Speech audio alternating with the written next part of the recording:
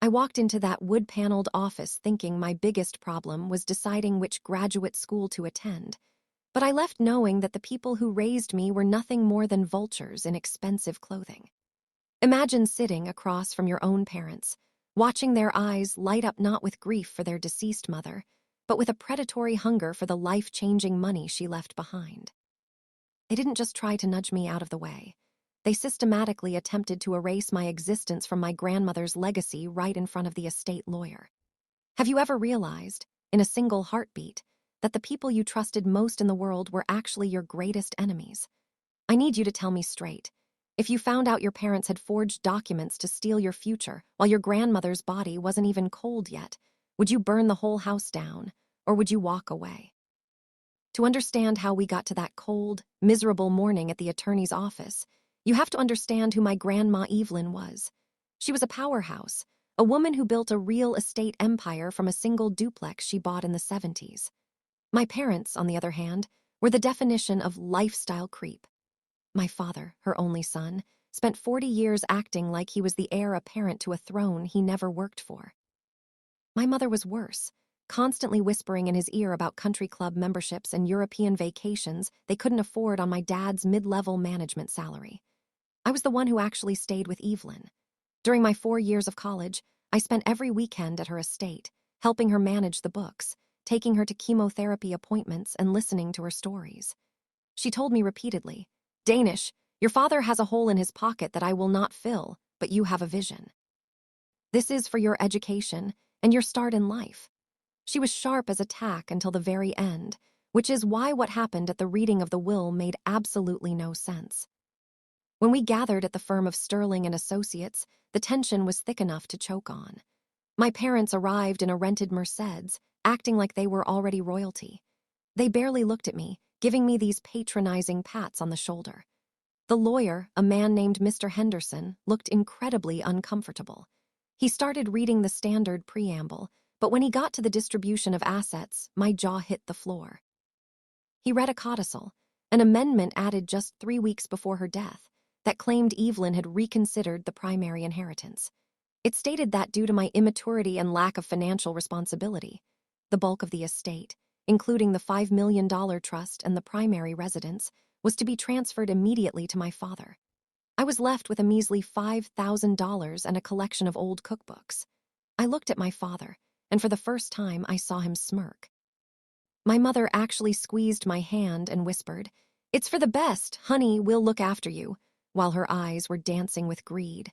I knew right then they had done something.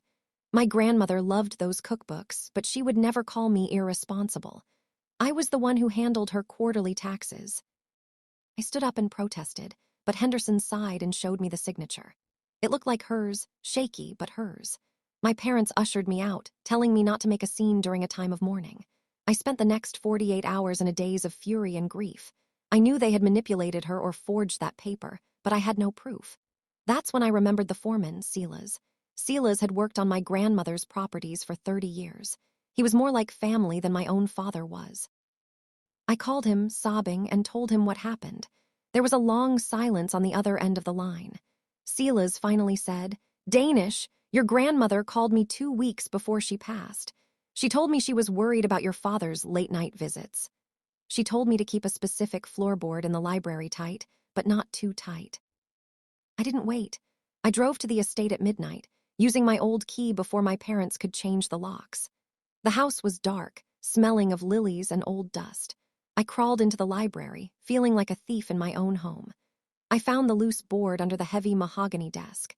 Taped to the underside was a thick envelope with my name on it, and inside was a digital recorder and a handwritten letter dated 2 days after the supposed codicil my parents presented. Before I tell you what was on that recording and how it absolutely dismantled my parents' lives, I want you to stop and think about this. I was holding the evidence that would send my parents to jail for fraud and elder abuse. If you were me, holding the power to either take the money and let them go, or to hand that recording to the police and watch your own parents get hauled off in handcuffs, what would you choose?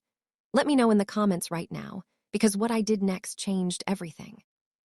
I hit play on that recorder and my heart nearly stopped. It wasn't just a message for me, it was a recording of a confrontation. I heard my father's voice, loud and aggressive, demanding that Evelyn sign the update. I heard my grandmother, weak but firm, saying, "I know what you're trying to do, and I've already made sure Danish is protected. You won't see a cent of the trust."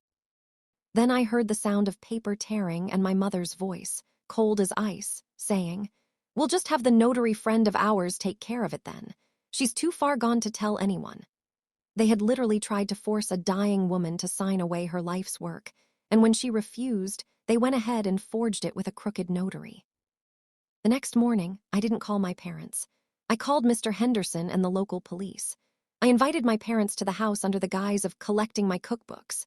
When they arrived, looking smug and talking about which walls they were going to knock down for their renovations, they found me standing in the foyer with 2 detectives and the estate lawyer. I played the recording for everyone to hear. The blood drained from my mother's face so fast she had to grab the doorframe. My father tried to bluster, claiming it was an AI fabrication or some kind of sick joke, but Silas stepped forward from the kitchen. He had been a witness to their constant harassment of Evelyn in her final weeks and had his own log of their visits. The notary friend they used folded the second the police knocked on her door. It turned out my parents had promised her $50,000 from the estate to back their story.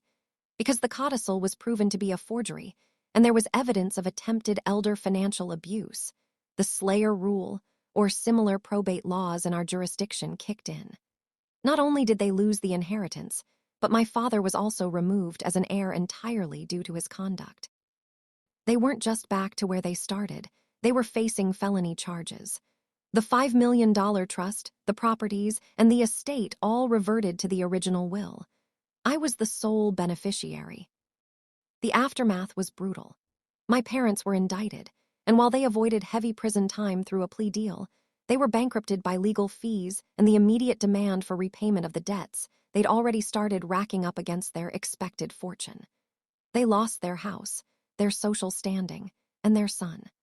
I used a portion of the inheritance to make sure Silas was set for life and to establish a foundation in Evelyn's name for victims of elder abuse.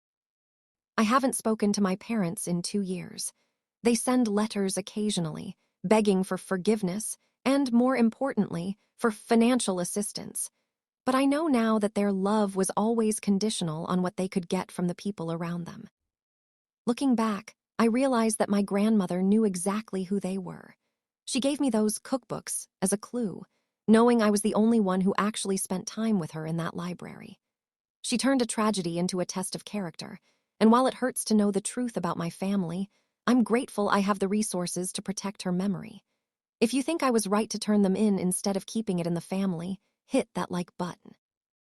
It was the hardest decision of my life, but someone had to stand up for Evelyn. Subscribe to the channel for more stories of justice and family secrets, and definitely head down to the comments to tell me if you think I should ever answer those letters they keep sending. I'll see you all in the next story.